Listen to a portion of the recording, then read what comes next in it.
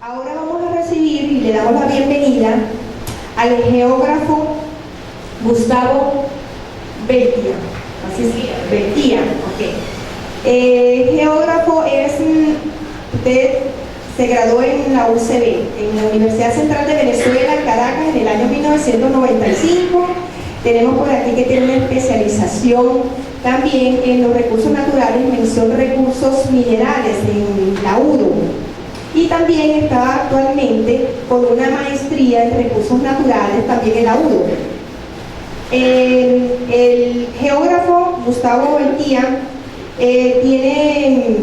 hace estudios de evaluaciones ambientales, gestiones ambientales de impacto ambiental, diagnóstico y análisis del medio físico natural, tiene también riesgos naturales e inducidos y sensores remotos. O sea, él es cartógrafo y bueno, y hoy está acá y va a hablarnos específicamente de los riesgos ambientales en Ciudad Guayana, entre la realidad y la imprudencia. Adelante, geógrafo.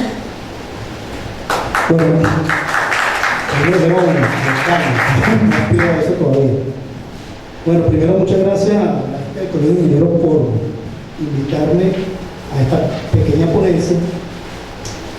Y bueno, la idea de este trabajo que vamos a presentar es un pequeño compendio de todos los trabajos que yo he realizado en la ciudad en relativo al tema de los riesgos ambientales. Es importante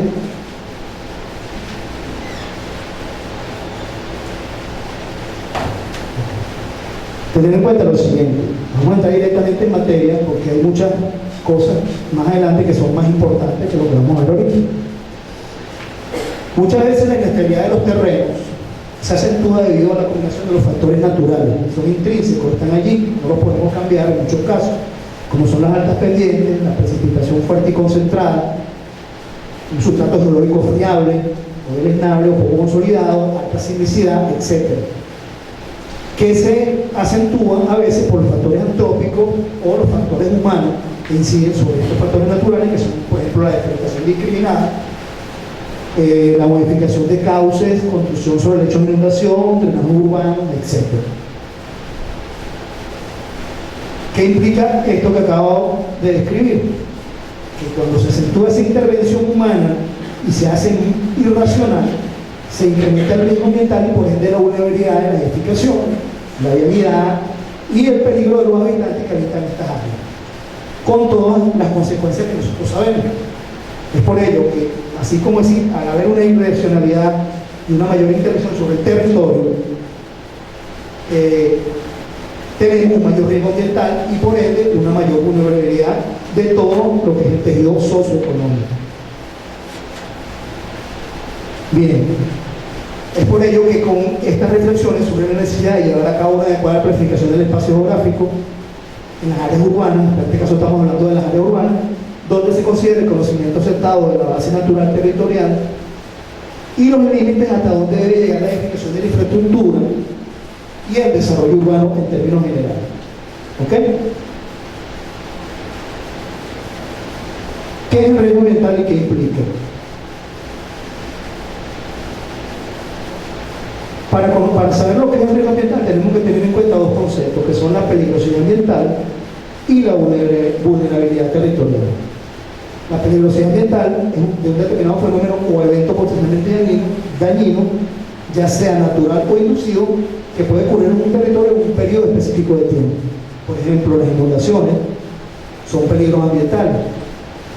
Y la vulnerabilidad territorial es el grado de daño, ya es un valor que puede sufrir un elemento o grupo de elementos bajo riesgo, o sea, vale decir población, edificaciones, infraestructura, actividades económicas, por la probable ocurrencia de un fenómeno natural de una cierta intensidad. Entonces, el riesgo ambiental se combina o surge de estos dos conceptos, y es la probabilidad de que las consecuencias económicas y sociales originadas por un determinado fenómeno peligroso superen un cierto límite umbral. Pueden dividirse en antrópicos o naturales.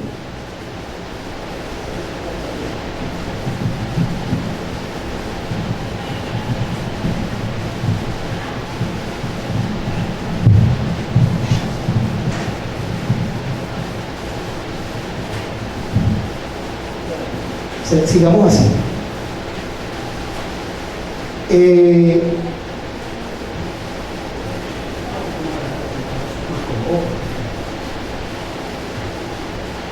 el riesgo geológico está muy vinculado al anterior, pero se refiere nada más a fenómenos geológicos.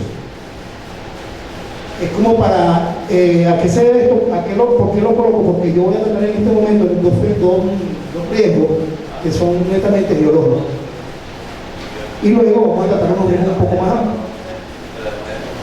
Como ustedes pueden ver, el riesgo ambiental tiene diversas interrelaciones, o sea, no es nada más el hecho de que tengas peligrosidad, puedes tener peligrosidad sísmica, volcánica, geomorfológica, las inundaciones, la contaminación, esos dos temas que acaban de hablar ahorita son parte de los riesgos, desde el punto de vista que lo vemos nosotros, y cuando tú tienes una vulnerabilidad territorial, tienes que ver cómo los elementos del territorio están expuestos a esos posibles fenómenos peligrosos. De allí surge ese concepto de riesgo ambiental. Cuando se acentúan los riesgos ambientales en las áreas urbanas, pueden ocurrir por lo siguiente: porque degrada excesivamente la vegetación en las laderas,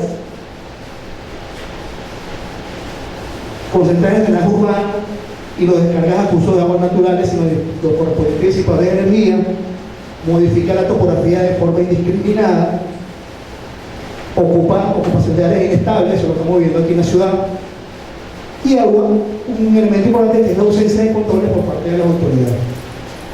Dentro de estos aspectos potenciales de la intervención urbana de Cuenca, tenemos que se incrementa la correntía superficial, se incrementa la erosión por surcos y cárcavas, se incrementan los niveles máximos de inundación, se reduce la infiltración, por ende se incrementa la escorrentía y se incrementa el gradiente de corriente y se reduce la disipación de energía y se incrementa el desplome de taludes.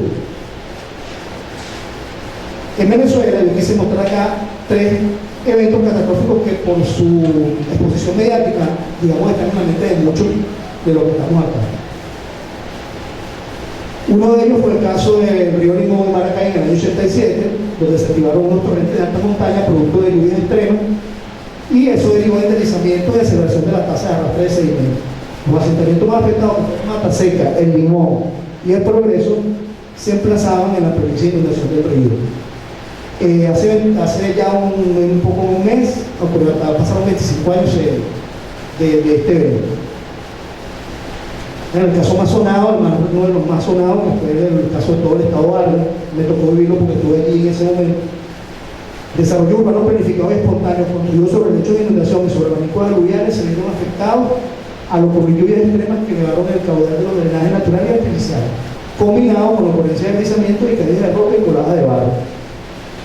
Y más recientemente, la tragedia del Valle de Mocotíes en el 2005, cuando la Aguada, donde se originaron grandes deslizamientos en el Valle del Río Mocotíes y en menor medida en otras zonas de la región andina y la costa norte de Venezuela. Los efectos más intensos de la fuerte y prolongada lluvia, en primer lugar en Santa Cruz de Mora, los cuales se acentuaron por la activación de varios conos de dirección en algunos torrentes y en especial por la ocurrencia de la confluencia de la quebrada media con el propio río Mocotíes. Estos son eventos que, de alguna forma, si se hubiese tenido conciencia, si se hubiese planificado, se pudieron haber minimizado los efectos. Bien, el caso de Ciudad Guayana. Como ustedes saben, Ciudad Guayana ha sido considerada desde que se fundó como una referencia nacional e internacional debido a su relativa planificación urbana, las grandes obras de ingeniería y por estar centrada entre los dos ríos más importantes del país, que son el Orinoco y el Carolina. Antes de que en esta zona hubiera una ocupación del territorio, este paisaje de Bogotá, el sitio donde se asentaba la ciudad, se conformaba de un paisaje de sabana ondulada con una vegetación natural de sabana arbustiva rara, algunos senderos con la vegetación de galería y vegetación boscosa. La actividad antrópica más relevante era la existencia de algunos hatos, de hecho Ciudad Guayana eran una cantidad de hatos y haciendas, y el crecimiento y desarrollo urbano acelerado derivó en la ocupación de espacios a veces sin considerar unilaterales para la infraestructura, a pesar de que Ciudad Guayana fue, como dije, entre comillas, una ciudad planificada. ¿Qué es lo que pasa con Ciudad Guayana?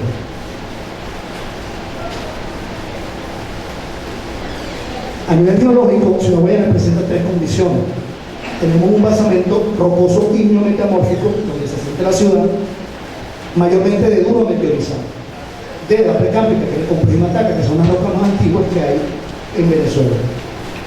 Hay unos remanentes de la formación mesa del Pleistoceno, que desde el punto de vista geológico es muy reciente, formada por sedimentos no consolidados, arenosos y ácidos de origen fluviotaico, tal como lo buscamos en esta columna estratigráfica típica, y los aluviones recientes, que son los que depositan los ríos Orinoco y Carolina en su actividad, digamos, anual. ¿Okay? Esta condición, esto está de color naranja porque es donde nos vamos a concentrar en función de los riesgos que vamos a ver de aquí en adelante.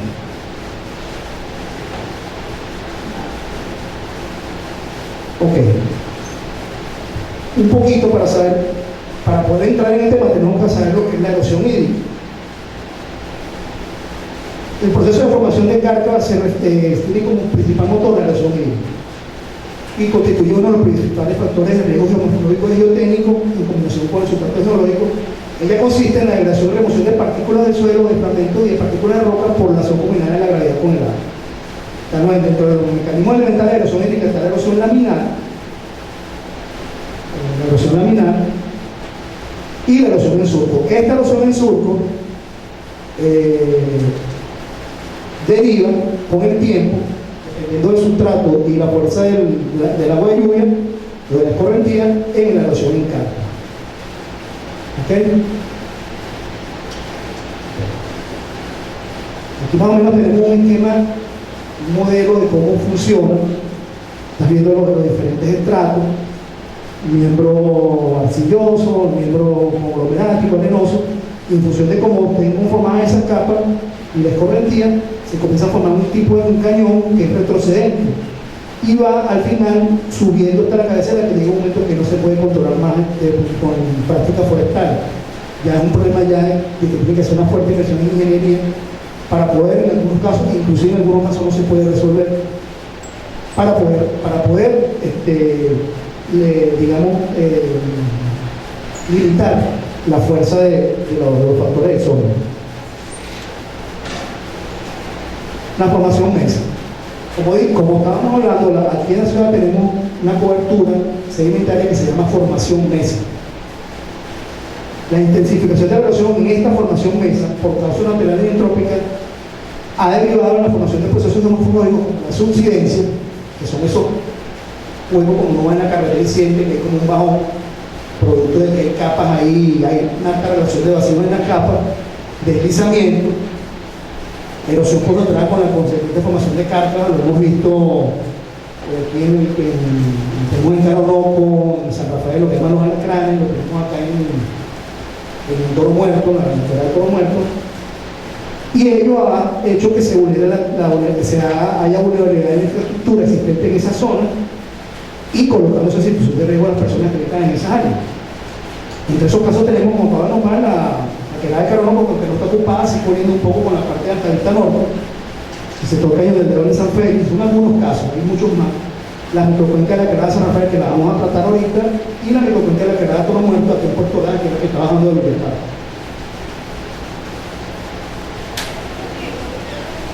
Ok, vamos a entrar ahora con la microcuenca de la quebrada de San Rafael. Los que conocen la ciudad saben que esta se encuentra allá en San Félix, comienza en la Redoma del Dorado y culmina en la laguna Las Delicias de San Félix. Todos estos trabajos que estoy mostrando acá fueron hechos, contratados por la municipalidad en su momento, porque había, digamos, insistencia de muchas organizaciones sociales para ocupar esos espacios. Nos mandaron a hacer algunos trabajos dentro de los cuales siempre recomendaba que no era conveniente la intervención, y sin embargo, a pesar de que la misma municipalidad contrataba esos estudios y se determinaba que había muchos sectores que no eran ocupables por desarrollo residenciales, ocurría que detrás de eso, la misma municipalidad tácitamente dejaba que la gente ocupara los sectores, con las consecuencias que ya todos conocemos. Como acaba de nombrar, la geología es similar a la de toda la ciudad. Formación mesa, en este caso tenemos estratos arenosos de arena media fina con presencia de arena versigrada, arena arcillo-limosa, arcilla y alguna arena arcillo-limosa. En general, todo lo que es la geología de esta microcuenca. Y algunos sedimentos aluvionales recientes ubicados en el sector de lo que es la parte de la laguna rebalsera. ¿Okay? La hidrología, bueno, es una cuenca, tiene una superficie de 323 hectáreas, con una distancia longitudinal de 3.200 metros, una microcuenca realmente, se ponen en las dimensiones, una distancia transversal de 1.350 metros, un perímetro de cerca de 10 kilómetros, y la elevación va entre los 10 y los 100 metros. Las pendientes son bastante pronunciadas en relación al recorrido que tiene, es decir, se comporta como una microcuenca torrencial, a pesar de que nosotros no estamos en un relieve de montaña. Pero el comportamiento de estas microcuencas en la ciudad tiene más o menos la misma forma de las microcuencas que ocurre por lo menos en la zona de la cordillera de la costa o los Andes. ¿Okay? En cuanto a la geomorfología, tenemos que, bueno, como estábamos comentando, más o menos una variación alternativa entre los 100 y los 10 metros. Y vemos cómo a medida que van bajando altimétricamente los estratos en función del material geológico, la morfología de la microcuenca va cambiando.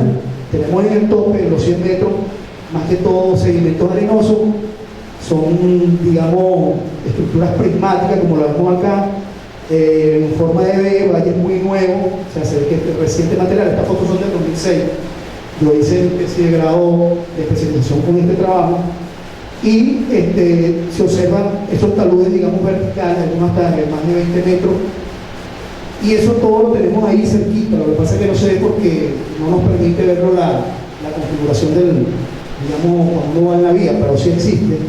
En la medida que vamos descendiendo y se va cambiando la geología, se va convirtiendo más, se va cañonando más el drenaje, hasta que llegamos a estos valles en forma de U, que están compuestos más que todo de arcilla. Y eso tiene aquí un bloque primático de arcilla. Este es el tamaño de un lápiz, más o menos, tiene como 3 metros de espesor esta capa. Por eso es que ustedes ven que el agua acá es como un piso, ese piso es de un pavimento, digamos, es de arcilla completamente. Los ensayos del suelo que hicimos nos dio, el gradulo métrico nos dio que tenían hasta veces hasta 90% de arcilla.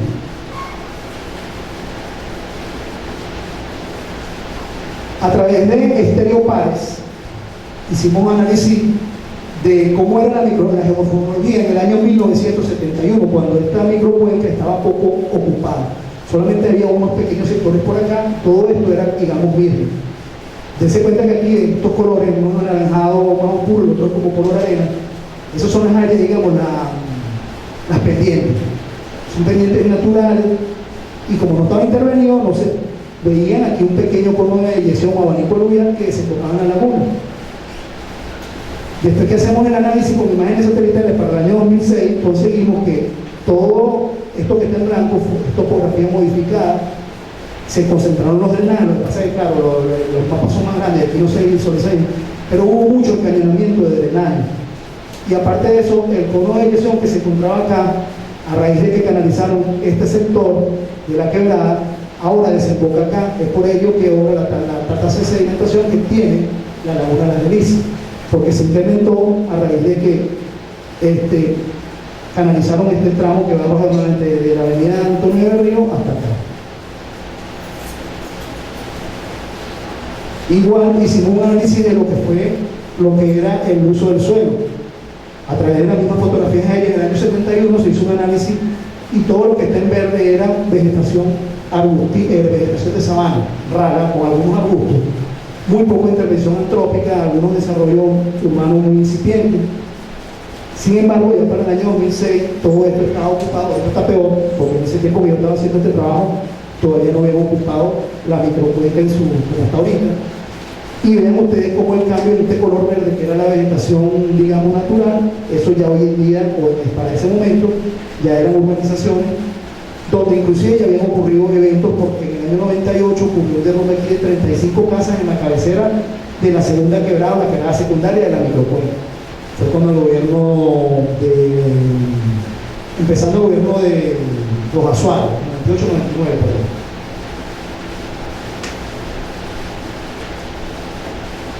Esto es más o menos lo que está ocurriendo, o lo que está ocurriendo y que hoy se ha acentuado, porque todo esto hoy día está ocupado. Vean ustedes el tamaño de la figura humana acá y esos grandes, potentes estratos de sedimento y cómo la infraestructura ha ido colapsando todo un canal del aliviadero del tanque del acueducto que se ha ido deteriorando y ha ido cayendo todas las capas, se ha ido, digamos, de manera retrocedente, se ha ido cayendo. Eso casi no se ve, pero cuando uno se mete allí lo ve, lo nota. Lo que llaman, parece tipo, lo que llaman tipo tierras malas, lo llaman en morfología. Ven ustedes estos estratos potentes de más de 20 metros, que difícilmente con ingeniería para resolver esto es bien difícil. Aquí cabe resaltar que es usted acá este cañón, producto de lo que produce el agua, el tamaño de la persona que está acá. Estos son quebradas intermitentes. Fíjense usted que quitar el lecho de la quebrada, pero no tiene agua. Funciona generalmente cuando hacen alivio al tanque o cuando llueve. Una de las cosas que siempre he criticado como profesional es por qué se permitió que estas zonas, estas microcuencas, en su momento y hoy más todavía, han sido o las proyectaron para ocupar desarrollo residencial. Inconcebible totalmente. Si antes era por desconocimiento, porque no estaba en boga la ecología, hoy día no se justifica el hecho de que las autoridades permitan que las personas se ubiquen en estos sectores. Yo que he estado aquí he visto como en razón de un año u otro se ha perdido un patio que tiene 15 metros de largo en una casa. Lamentablemente, como estaban diciendo por ahí, como que eso es una cuestión tangencial, bueno, ahí está, pero más nada. El otro caso que vamos a tratar, en el caso de lo que es el riesgo geológico, es la quebrada de Toro Muerto, en Yaparo. Que ya en el 2008, ya nosotros hicimos una predicción de trabajo desde el 2008. Hicimos una predicción de lo que podía ocurrir y apenas 4 meses después que entregamos el trabajo ocurrió lo que ocurrió. Y se le dijo, y eso fue contratado por la municipalidad. Y a raíz de eso, se contrató el trabajo porque querían ver si podían meter gente allí. Mis conclusiones fueron, no es conveniente. Por todas las razones, ecológica, geológica, y una ciudad que le sobra espacio, sin peligro, va a meterse en una zona con una condición de peligrosidad inminente.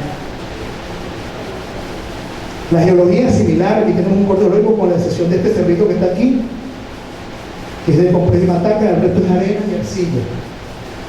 ¿Ok? Problema hidrológico porque tenemos una unidad hidromorfológica de pequeñas dimensiones, pero tiene carácter exorreico. Es de carácter intermitente y es de alta torrencialidad, es decir, tiene un alto riesgo. Hicimos unos cálculos y el tiempo de concentración entre la entrada de la primera gota de agua hasta aquí, que fue donde hicimos el estudio, porque esta es nada más la parte alta de la microcuenca, no la hicimos completa, y que si la estoy haciendo en toda la microcuenca. Y calculamos en 22 minutos más o menos el tiempo en que una lluvia torrencial puede caer la primera gota de agua y la salida. O sea, un tiempo muy corto en que se concentra el agua allí. En cuanto a la geomorfología, hicimos la geografía estadística, hicimos una cantidad de análisis, hicimos todo lo que es la parte de planimetría, con cálculo, y determinamos que, bueno, tenemos unos quiebres de pendiente en esta zona aproximadamente, que hace como un efecto tobogán cuando el agua cae, cuando llueve, y generan digamos lo que la gente dice comúnmente los dedos. Estos son, digamos, los afluentes de la corriente principal, que es la de Toro Muerto. Y por acá viene lo que es el canal ese que viene de un aredón. ¿Okay? Este es el cerro donde están los tanques, que esto está invadido completamente hoy día, todo esto. Parte de esto que está aquí es el Uyapar, hospital. Y esto es lo que es la universidad. Estos terrenos que tengo entendido eran de la universidad, eran para terminar el campo de la universidad, fueron totalmente invadidos de una manera anárquica. ¿Okay? Aquí hicimos algunos trabajos no vale el caso nombrarlo porque es un trabajo, estoy nada más poniendo los tips de todo lo que es la parte de isometría estadística que nos llevó al análisis final. Aquí hicimos algunos cortes, hicimos la anchura planimétrica para determinar, digamos, la pendiente, hicimos nuestro mapa de geomorfología, donde indicábamos acá que ya están iniciándose incipientemente el inicio de una carga. Esto fue en mayo del 2008 cuando yo entré en este trabajo, los datos son de marzo, y en septiembre ocurrió lo que ocurrió, y luego ocurrió otra vez en diciembre. Una lluvia torrencial de 6 horas, continua, y derivó en la activación de esta carta. Claro, esa activación no fue nada más por el simple hecho de la lluvia. Ahí también hay unos factores, digamos, de los drenajes que incidieron en la formación. Pero así como ella tiene este problema, acá también. Fíjense ustedes que el trazado de la vía, este trazado no es casual. Esta curva, cuando el que planificó la vía se dio cuenta que no podía, que no era conveniente atravesar esos canales, porque eso fue lo mismo que pasó en la antigua vía de Macro, que se hundió. Entonces el que trazó la vía en la vía de Macro cortó estos dedos, estos afluentes, y posicionó la vía, y no hicieron los trabajos, digamos, adecuados de drenaje para que esa agua no afectara la vía. Eso lo descubrimos nosotros cuando se cayó la primera vez el asunto ya de la vía de Macro. Hicimos un trabajo de interpretación antigua con la nueva, lo más viejo que conseguimos, y nos dimos cuenta de eso, ¿no? Lo que pasa es que la vía de Macro la posicionaron, el que planificó y el que ejecutó. El que hizo la parte civil dijo, no le tomó en cuenta el drenaje y se hundió. Eso es lo que llamamos subsidencia. Este aquí parece que tomó un poco de previsión, o los profesionales que hicieron pasaron esto. Y aquí arriba, las pendientes, lo que pasa es que el estudio no está completo hasta acá, son muy bajas. Entonces con la vía, digamos, limitaron digamos, la corona principal de la microcuenca. Entonces la microcuenca comienza a partir de la vía, comienza a bajar. Entonces estos dedos se van alimentando y tienen una pendiente muy alta. ¿Okay? Y derivan en que todos esos canales, cuando se activan, son, digamos, de tipo, como dije hace un rato, torrencial. Es decir, son peligrosos, son muy peligrosos. Eso fue lo que pasó en Vargas, eso fue lo que pasó en el Limón, en el Valle de Mocotí. Se activaron conos de eyección producto de torrentes de alto gradiente. ¿Okay? Hicimos un análisis del uso del suelo. En ese momento el único sitio que estaba ocupado era esto que está en color gris, y nos dimos cuenta que habían, casualmente, en la naturaleza se sabe, los sectores que tienen más propensión a generar problemas de erosión estaban cubiertos con la vegetación más alta. Es lógico, hay más agua, hay más condiciones para acumular humedad, y eso permitía a algunos mantener un control natural sobre, digamos, la peligrosidad de estos elementos. Hay que recordar que esta es la parte alta de una microcuenca. Imagínense usted la locura, aquí donde está ubicado ahorita, en este sector Orinoquia, Bella Orinoquia, esa que están haciendo. Y ellos, yo he visitado el sitio varias veces, y tiene una pendiente que uno se coloca. Yo me fui con el kilómetro y me di, tiene pendiente hasta el 20%. Entonces, ¿qué pasa? Que estos sectores han sido, igual el verde de esta manzana que está acá, pasa que vegetación un poco más baja, deforestado completamente en muchos de estos sectores. Este todavía no, pero hacia adentro sí están deforestando, igual que acá. Esto está todo ocupado y están al lado de las quebradas. Tengo una microcuenca que todos los planes de la ciudad, yo tengo uso de razón en el sentido de que estoy aquí en Guayana, pero tengo 15 años aquí. En todos los planes de nacimiento se consideraron, en los PEDURES se consideraron que esas eran zonas que no podían ser desarrolladas residencialmente. Eran zonas P, y sin embargo se están violentando la norma. Inclusive en contra de la misma conclusión, porque las zonas P no se pueden cambiar. Nadie las puede cambiar. ¿Ok? Este análisis de todas estas variables y otras más nos llevó a hacer un mapa de restricciones, donde todo lo que está pintado en color, que no está en blanco, para ese momento, o que no estaba en uso, era, para el punto de vista del estudio, intocable. Había que mantenerlo en las condiciones naturales, e incluso ir más allá, había que protegerlos más. Si había problemas, por lo menos en este caso, había que hacer una corona aquí, hacer todo un trabajo de protección de talud. Esto fue en mayo de 2008, cuando yo entregué el trabajo, y esto fue en septiembre, una vez ocurrió la primera catástrofe. Después de diciembre hubo otra. Fíjense ustedes el tamaño del caudal aquí, y miren cómo subió esto aquí. Fíjense la altura y mira la altura aquí. Eso también derivó con problemas de agua abajo, una organización que se llama Guayana Country Club, que se llama Campaña Guayana. También hicimos un análisis allí. Ahí subió el caudal de esa quebrada de menos de 30 centímetros hasta 3 metros en una sola lluvia. Es decir, es un problema. Aquí este es el sector donde la gente tiene eso ocupado ahorita. Es un problema que inclusive va más allá de la gente que está aquí, porque todo lo que generas aquí te genera problemas agua abajo. Inclusive está generando una sedimentación más rápida de lo que es el propio embalse. Ok. Eso, algunas fotos de ese problema. Yo tengo fotos de lo que ocurrió este año. Lo que pasa es que no las quise poner porque esas son para el trabajo que estoy haciendo ahora nuevo. que incluye toda la biblioteca y estoy tomando en cuenta otras variables. Y vean ustedes más o menos, cuando esto fue la primera vez cuando empezaron a hacer el primer trabajo, fíjense tubos de drenaje, que estos drenajes han generado un problema, pero estos drenajes se han colapsado por la subsidencia.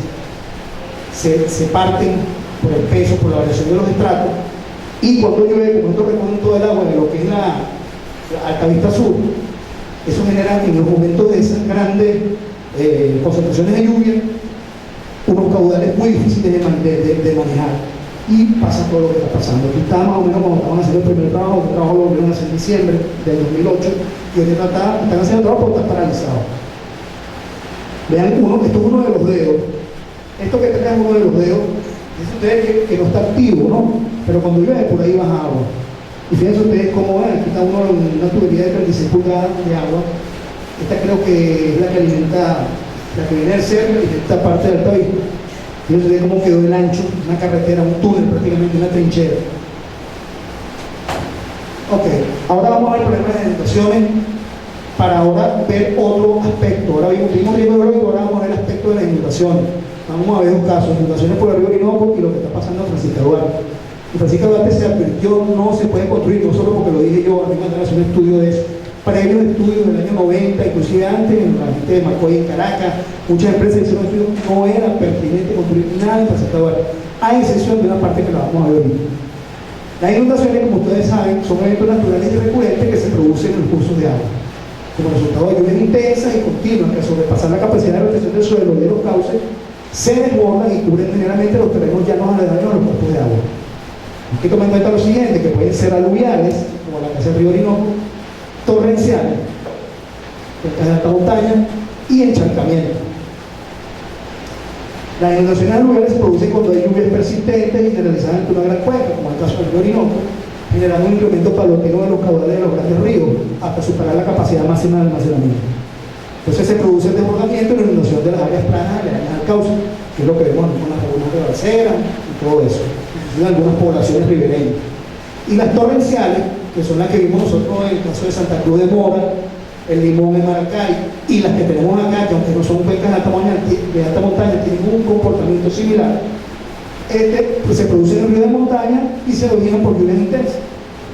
Como el área de la cuenca es pequeña y tiene fuertes pendientes, el aumento de los caudales es muy violento. Entonces las crecientes suelen ser repentinas y de corta duración. Aquí tenemos el caso de la roca, aunque no es de producto de inundación, es producto de nivel frático alto.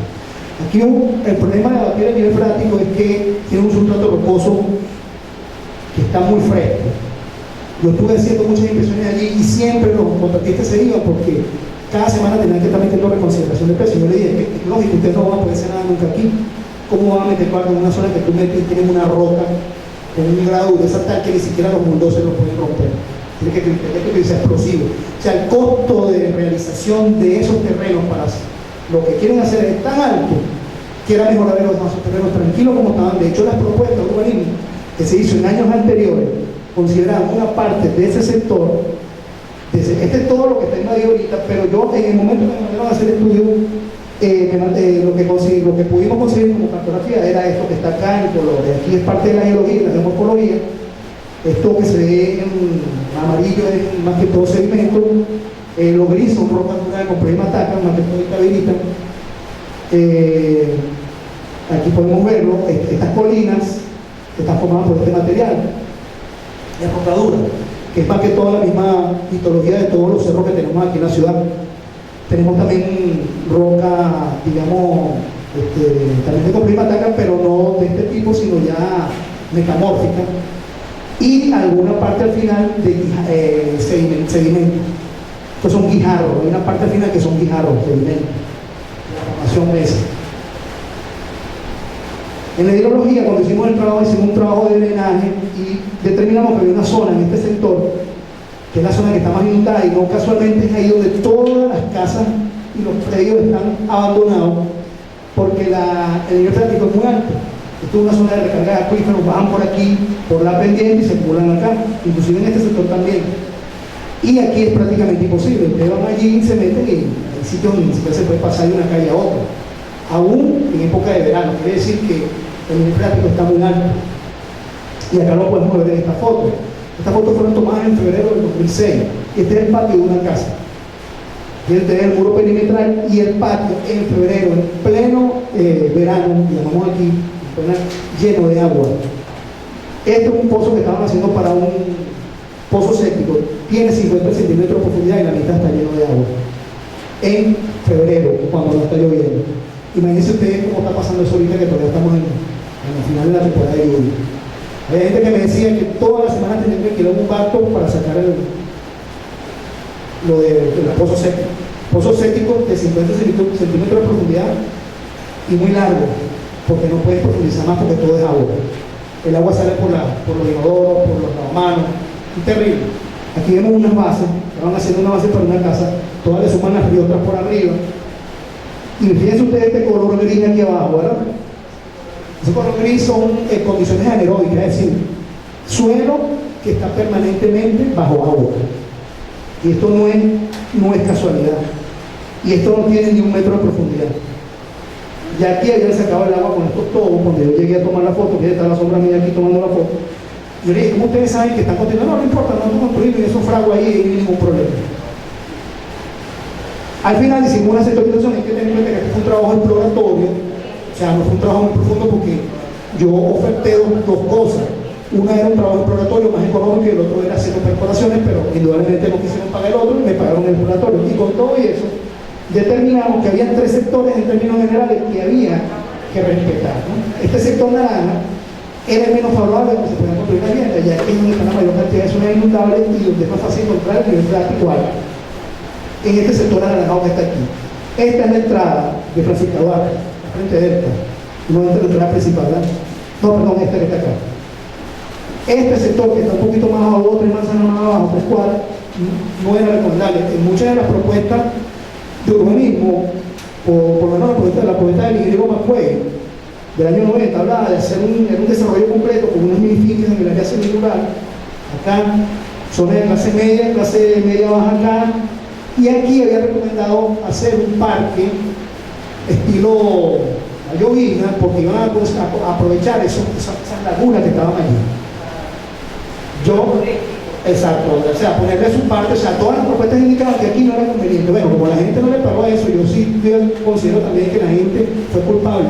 Cuando he sido trabajando en la alcaldía y me iban a preguntar, y yo decía, señor, ahí no pueden construir, esto no es conveniente. Y la gente se metió igualito. Es lo que llaman el sendero de luz, que está por aquí, lo más bien. Eso sí, eso tienen años ahí, bueno, primero que inclusive explotaban acá. Y el sitio el amarillo era uno que más o menos podían, pero había que hacer un estudio de profundidad. Había que hacer perforaciones, de dónde llegaba el nivel práctico, había que hacer una zonificación, digamos, de cómo estaba todo eso a nivel de hidrogeología. Y en la parte verde yo recomendaba que se podía hacer lo que quisiera, lo único que en la salvedad era que como eran rocas duras, había que hacer un tratamiento urbanístico de tipo orgánico, o sea, tratar de modificar lo menos la topografía para que no tuvieras el problema de cómo meter las máquinas. Todo esto no le pararon. Desde luego que los brasileños que estaban haciendo urbanismo ahí se fueron. Y ahora vamos a tratar un tema de inundación. También me lo contrataron para una gente que se quería colocar por ahí por la zona de Acapulco, quería construir viviendas por ahí. Y me mandaron a hacer un estudio de riesgos ambientales. Entonces, bueno, tomamos en consideración la oferta y bueno, vamos a darle. Hicimos todo, hicimos la geología. Fíjense ustedes que acá este color amarillo, siempre el amarillo en los mapas geológicos, el sedimento, arena, que son todos lo que llaman los barradones del río, tanto de los ríos como el Caroní. Me parece que aquí está el Caroní y este es el Orinó. Esto es lo que llaman palúa, está la zona industrial. Esto es la laja, el caserío de la laja. Esto es por fuera, la autopista. Y ven esto que está acá son lagunas, se llama la laguna de la laja. Aquí encontramos la parte de la geología de las rocas que encontramos, Charnoquita, la parte del complejo de Mantaca. Hicimos nuestro corte geológico. Esta es la parte de los sedimentos, esto que está acá, esto que está acá, parte de lo que está acá, sedimento aluvial reciente. Esta es la parte de la metodología. Hicimos una hidrología, con esto trabajamos hicimos con los datos de la estación Palúa. Hicimos una aproximación a un periodo de retorno con el método de Google y determinamos que para los datos manejados nosotros como seres humanos, que son 100 años, que a nivel geológico no son nada, determinamos un periodo de retorno para 100 años de un nivel de 13.37. Por razones obvias lo subimos a 15 para poderlo manejar arriba en el plano. Determinamos todo lo que es la parte de los promedios mensuales y tal. Y nos dio, por ejemplo, aquí, esto fue en el promedio del año 1949 a 2007, hicimos un análisis estadístico y tuvimos 12.24 metros como nivel máximo. Pero cuando hicimos el periodo de retorno, nos encontramos que para 55 años está entre 12.90 y 13.37. Eso nos permitió al final hacer un mapa de restricciones. Aquí, por ejemplo, en la parte de geomorfología, la zona de colinas, la zona, digamos, del albardón del río, del albardón del río Cara, del río Orinoco, que son estos sectores que están acá, está la foto. Aquí era donde quería la gente de hacer la vivienda, en este sector y en este sector. Claro, lógico. Normalmente esto está inundado, pero estos sectores cuando baja el nivel del agua se descubren y verá que se ve bien bonito y tú dices, oye, puedo poner una casa aquí y después echarme palo los sábados y tal.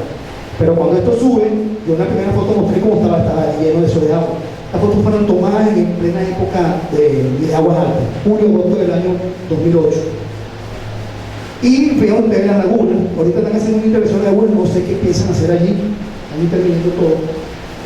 Y este trabajo nos permitió, aquí está la parte de geomorfología, hicimos alturas estadísticas, con algunos cortes, y esto nos permitió determinar que bueno, la mayoría de los sectores están por debajo de la cota 15, o sea, es una zona de por sí ya problemática porque las inundaciones pueden estar subiendo inundaciones periódicas. Acá, bueno, esto es parte de lo que es burbuja isométrica, hicimos una cantidad de análisis.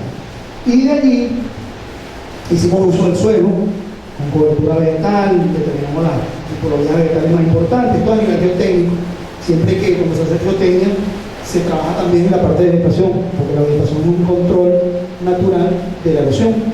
Y vimos más o menos que, bueno, más o menos todavía esto estaba medio virgen, pero a raíz de la cuestión de que querían invadir, se ha presentado en varias oportunidades en los últimos 10 años, este sector que está acá, este sector tuvo en el año 76 bajo el agua, llegó hasta acá arriba. Y todavía la gente persiste en este seguir.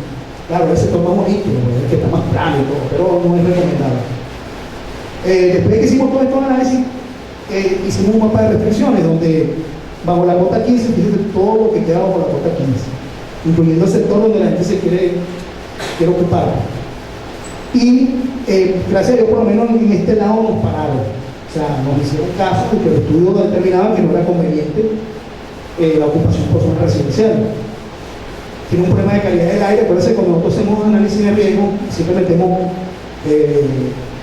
aunque generalmente eso lo encargo yo a un profesional que esté más preparado para esa área, lo tomamos en cuenta. Por lo menos aquí tenemos el problema de la baja calidad por las partículas sólidas suspendidas, el mineral de hierro, tomando en consideración el análisis de rosa de viento que hicimos, análisis estadístico y probabilístico, y determinó que, bueno, que las corrientes como vienen hacia acá, toda esta zona, de hecho cuando estuvimos allí, esas viviendas del antiguo campamento están totalmente llenas de un derrumbe, los árboles, o sea, es una zona que no es conveniente para vivir, por las razones que fueron.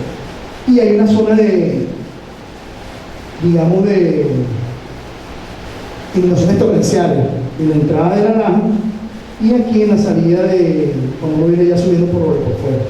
La entrada de la Naja, que es esta, y una cuando sale acá en la que está por un sitio que uno sube, pasando eso ya es adentro del campamento. Y aguas contaminadas en todos estos sectores, porque por aquí vienen todas estas quebradas y estas vienen aguas arriba contaminadas. Me parece que la contaminación es un riesgo. No es un riesgo integral, pero nos basamos más que todo en la geología y en la parte hidrometeorológica. Bueno, en definitiva, esto que hice fue como un paneo de lo que más o menos hay muchos trabajos que se han hecho, que no se han tomado en cuenta. Y no hay la reflexión que hay entre cada uno de nosotros ver que sí hay conocimiento de lo que está pasando, pero lamentablemente hay un divorcio entre lo que es la realidad, lo que es la imprudencia y lo que debe hacer la autoridad para remediar esta situación. Muchas gracias.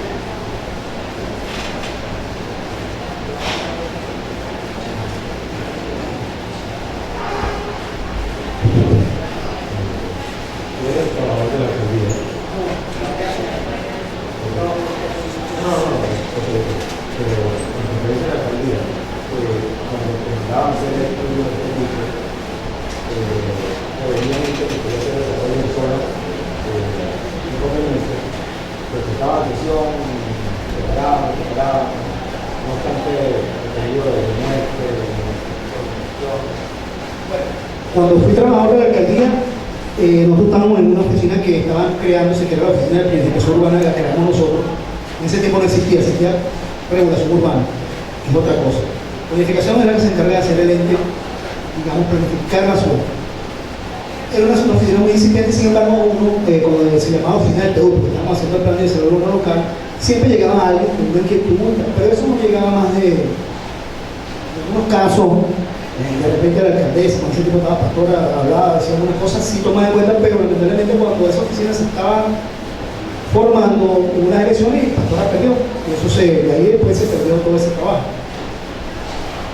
Luego, todos esos trabajos que están acá se hicieron con la gestión de Antonio Briceño. Al final, los primeros trabajos, ya yo como frenar, ya yo no era trabajador de la alcaldía, y con el doctor Escoto también me llamaban. Sí me llamaban porque eso lo pedían los mismos alcaldes. O sea, no era que los alcaldes no estaban conscientes de eso, pero el problema viene porque lamentablemente todas estas cosas no dejan voto.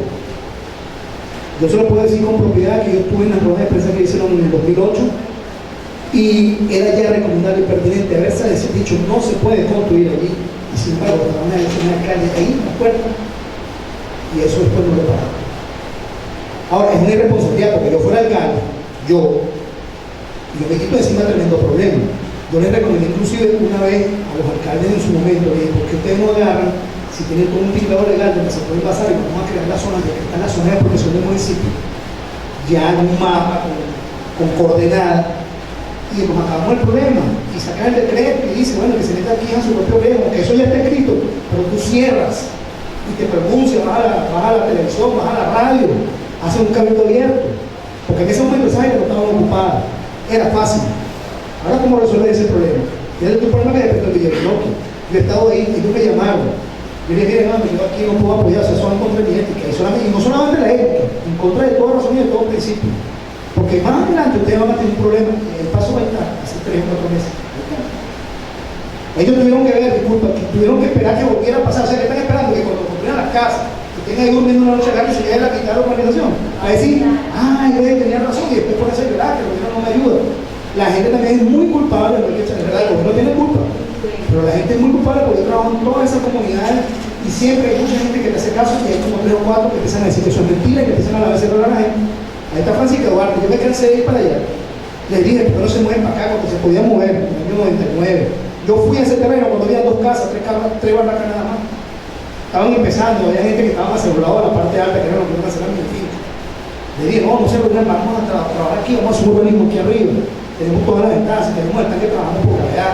Había una cantidad de ventajas, no, se metieron abajo. Ahí está, ¿cómo resuelve ese problema?